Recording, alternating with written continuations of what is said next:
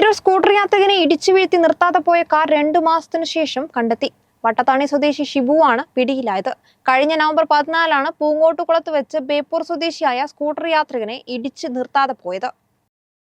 Tirur പൂങ്ങോട്ടുകുളത്ത് scooter യാത്രികനെ ഇടിച്ചിട്ട് നിർത്താതെ പോയ കാറും ഡ്രൈവറും 2 മാസത്തിനു ശേഷം തിരൂർ പോലീസിന്റെ പിടിയിൽ. വട്ടത്താണി സ്വദേശി കണക്കഞ്ചേരി ഷിഞ്ചുവാണ് പോലീസിന്റെ പിടിയിലായത്. കഴിഞ്ഞ നവംബർ 14 സ്കൂട്ടർ യാത്രികനെ ഇടിച്ചിട്ട് കാർ നിർത്താതെ പോയത്.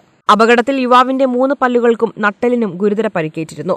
സംഭവത്തിൽ കേസ് രജിസ്റ്റർ ചെയ്ത് അന്വേഷണം നടത്തിയ പോലീസ് 100ഓളം CCTVകൾ പരിശോധിക്കുകയും വിവിധ കാർ ഷോറൂമുകൾ വഴിയും അന്വേഷണം നടത്തുകയും ചെയ്തതിന്റെ അടിസ്ഥാനത്തിൽ അപകടത്തിനിടയാക്കിയ വട്ടത്താണി സ്വദേശിയുടെ കാർ തിരിച്ചറിഞ്ഞ ഡ്രൈവറെ കസ്റ്റഡിയിലെടുക്കുകയായിരുന്നു.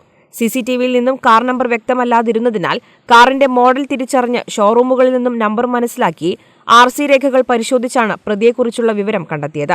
പ്രതിക്ക് നിയമാനുസരണമുള്ള നോട്ടീസ് നൽകുകയും കസ്റ്റഡിയിലെടുത്ത കാർ കോടതിക്ക് കൈമാറുകയും ചെയ്തു.